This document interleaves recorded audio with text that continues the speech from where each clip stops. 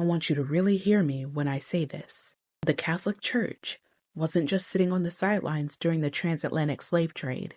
It was writing the permission slip. When I first started reading these papal bulls, I had to stop.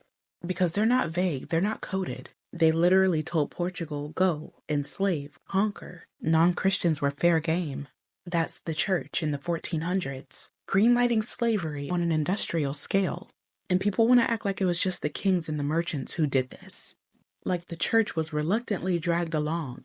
No, the church gave it moral cover. It said God is on your side while you shackle people in your holes and steal them from their homelands. And it wasn't just Europe.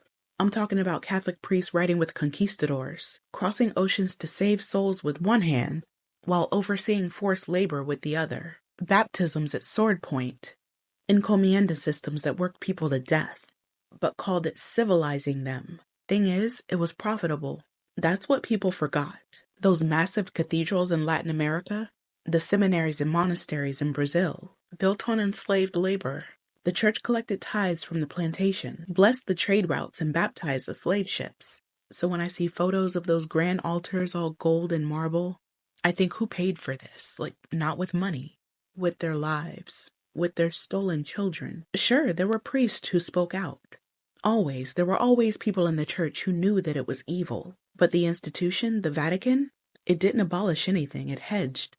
It compromised. It stayed quiet while millions were taken.